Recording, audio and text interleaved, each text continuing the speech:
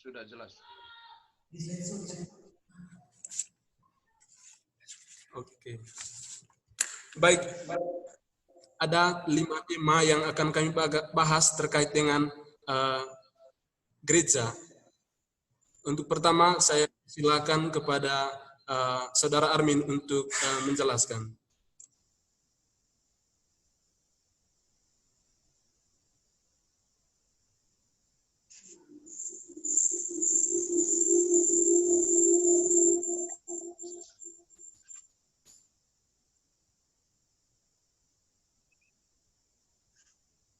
Baik, yang pertama, gereja adalah kawanan sisa Israel.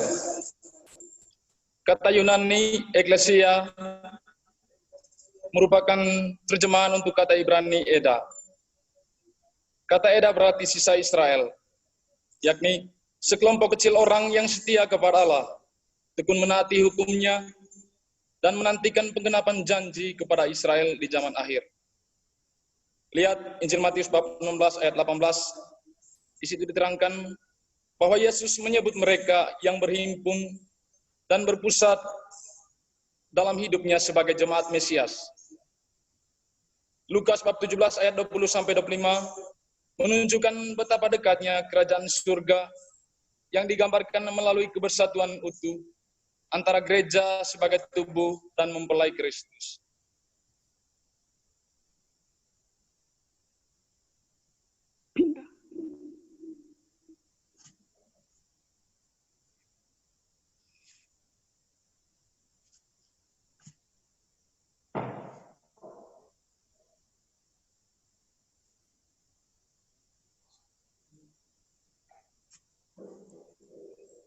Bercermin dari tokoh Maria dalam teks Lukas bab 1 ayat 26-38,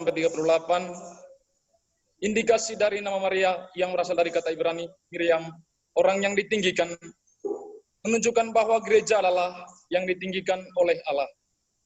Fondasi hidup gereja sebagai kaum anabim atau miskin adalah kepercayaan penuh kepadanya sebagai penolong yang maha kuasa.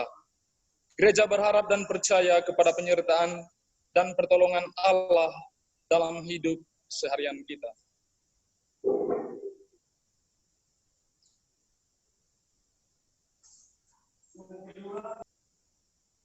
Yang kedua, kita berbicara tentang gereja adalah umat Allah. Dalam surat Paulus kepada jemaat di Galatia, Paulus menggunakan ungkapan umat Allah sejauh yang menunjukkan kesinambungan gereja dengan sejarah keselamatan Israel. Itu ada di bab 3 ayat 29.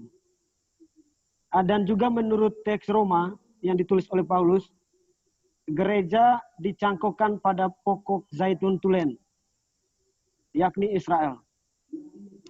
Berkenaan dengan konteks ini, dalam teks 1 Korintus bab 10 ayat 1, orang Israel disebut nenek moyang kita.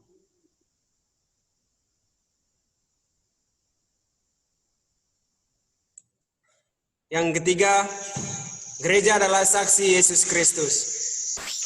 Gereja adalah mereka yang hidup bersama Yesus Kristus dan menjadi saksi atas sengsara, wafat, dan kebangkitannya.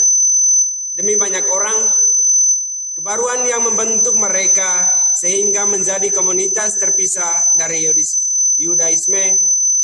Yudaisme tersebut dikuatkan oleh peristiwa pengusiran orang-orang Kristiani yang berlatar belakang Yahudi dari ibadah di sinagoga yang terjadi sekitar tahun 85 Masehi.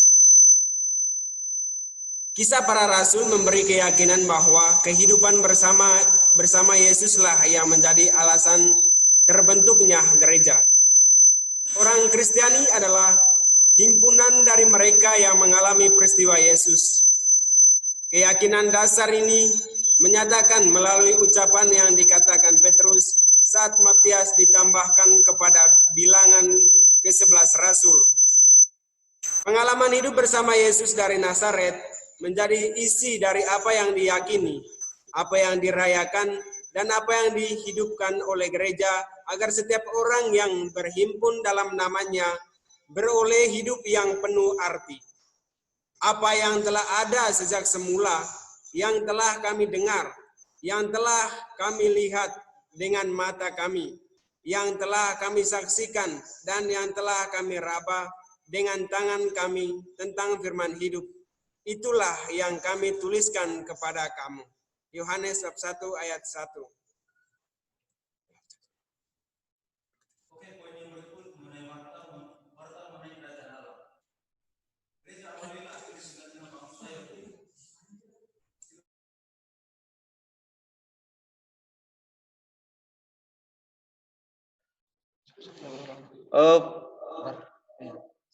Poin yang berikut mengenai warta mengenai kerajaan Allah. Gereja awali lahir di tengah-tengah bangsa Yahudi. Segala hal yang mewarnai kehidupan masyarakat saat itu ikut mempengaruhi cara ada gereja. Saat itu masyarakat sedang rindu kebebasan. Mereka menanti-nantikan hadirnya Mesias yang akan mengembalikan kemuliaan Israel. Mereka berharap bahwa saat kedatangan hari itu, Allah akan memberikan ganjaran kepada mereka yang terbukti tidak setia kepadanya.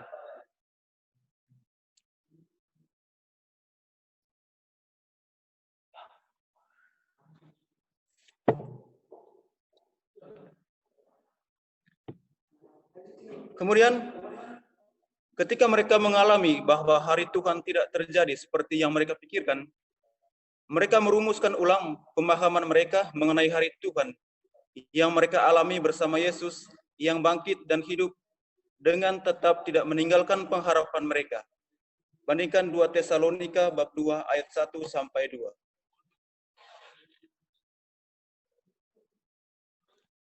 Selanjutnya, kerajaan yang diwartakan.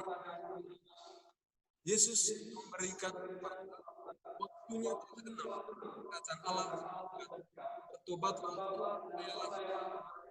dapat dilihat di bab 1 ayat 12. Warta mengenai kerajaan Allah, Matius 2, bertobatlah sebab kerajaan surga. Matius 4:17. Ungkapan kerajaan surga dan kerajaan Allah berisi gagasan mengenai pemerintahan Allah atas orang keberadaannya berdasarkan pengetahuan dan Yesus mengajarkan materi rasional yang melainkan cara yang sebagai manusia dan melalui jalan yang disebut dari dan kekuasaan dalam hidup.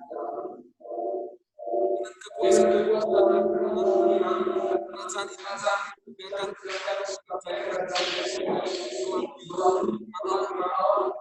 akan lalu diwartakan berkat utusan para rasul. Secara definitif, kerajaan Allah akan ditegakkan dan dikembalikan kepada Bapa berkat kedatangan kembali Kristus dengan kemuliaannya sesudah penghakiman terakhir.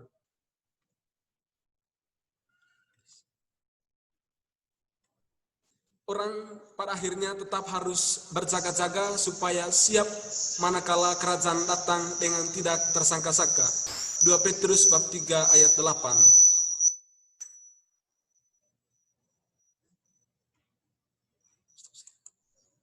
Selesai.